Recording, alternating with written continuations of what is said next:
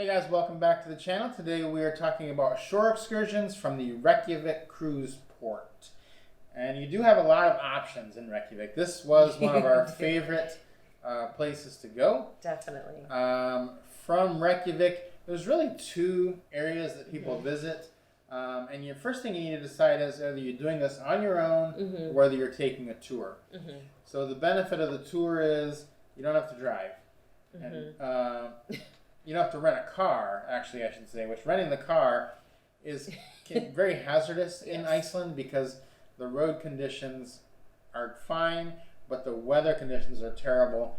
And if you do that, make sure you take out the full insurance on the car. We don't normally recommend that, but full insurance that covers gravel damage as well, because that's going to be a huge thing. When we were returning our rental car, we did have the full coverage, and we really didn't get any damage. But the three people that came in while we were returning ours all had damage. And none of them had coverage, and it was a mess. So the benefit to the tour is you're going to not have to deal with that. Benefit to the car, of course, is you can go where you want to go. So make that decision. The two places people normally go are, the first one, there's 3 stops, which is the Kerid Crater, the geyser, and then Gulfoss. Waterfall. So those are all pretty near each other. And very easy to do those 3 in one shot. So there is a tour that will take you to all 3 of those, or you can DIY that yourself. And all worthwhile. Probably the best part of that tour is the Gulfoss. Be prepared for the weather, though. It can be extremely cold and windy there, even if it's not a cold time of year. Extremely windy and cold there. So I'm not almost froze to death there. Not understating that at all. It was so cold. Well, it's funny because we parked up top because the parking lot down below was full, and usually that's reserved more for the tour buses and like handicap, or to make it accessible, because if you park up top you have to take the stairs down. But it's 2 totally different atmospheres, it felt like, in the top parking lot and then walking down those stairs to where the fall actually was. It was so cold by the time we got down, and so windy. It was absolutely incredible to feel the difference between those. So if that's what you want to do, that's a great route. The other route people do is the southern ring route, which is going to take you to Skagafoss, Seljalandsfoss, and then out to the Glacier Lagoon and Diamond Beach. Now these are what I would consider... And Vik is in between there. These are probably the most amazing sites and the most popular sites in Iceland. So if you do get a chance to do these, they're worth it if you are a waterfall lover. One thing that people don't know, you won't be able to do this on a tour, but if you're DIYing it and you have some extra time, above Skogafoss, there is a trail that leads back miles and miles, and if you climb up to the top of it, there's a staircase. You can walk back that trail for hours, and you will be alone, and you will see the most incredible waterfalls that you've ever seen in your life. They are unbelievable. Just when you think Skagafoss is like, oh my gosh, this is amazing, and you see lots of people going up those stairs, up the side, and let me just tell you, that's a test right there. Just walking up those stairs.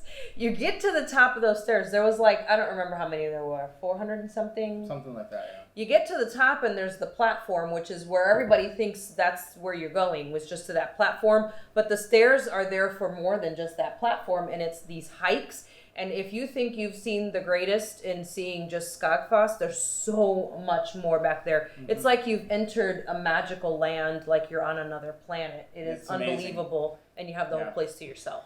And then probably the best place and the most interesting place we went was, they were all amazing, but Glacier Lagoon and Diamond Beach by far was just show-stopping.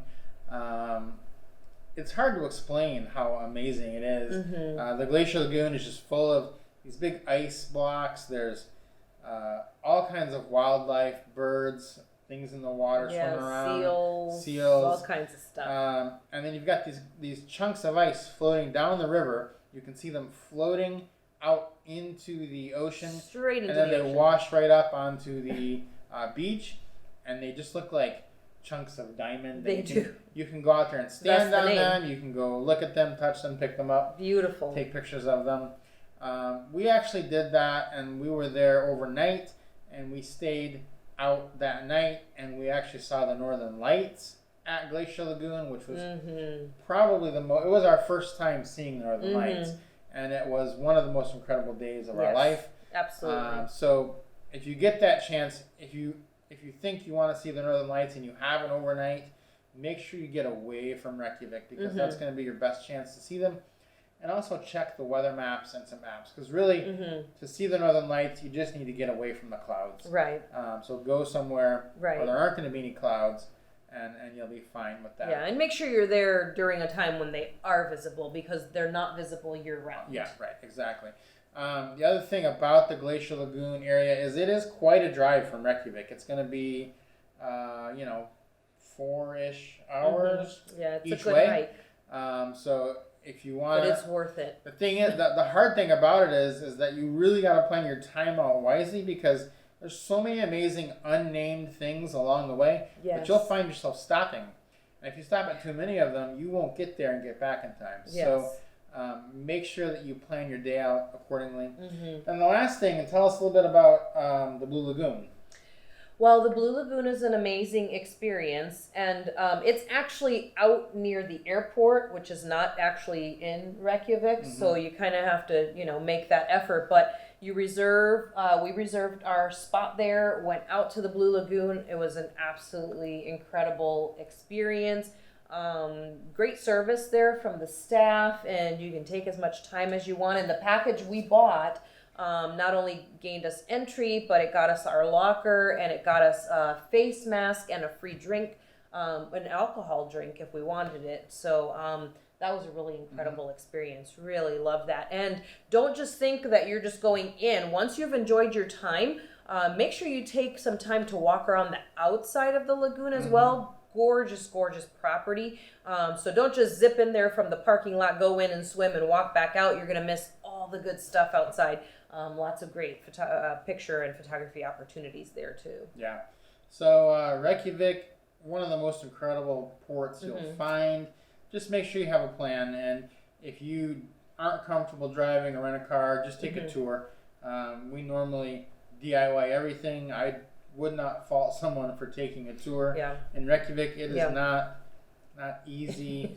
And it can get pretty pricey between the car rental and the expense of the very high insurance that you have to get to protect yourself. Yeah. So just make your choice there and protect yourself, and have a great time in Reykjavik. You are going to love it. Thanks for watching this video. If you liked it, please subscribe to the channel, and we will see you on the next one.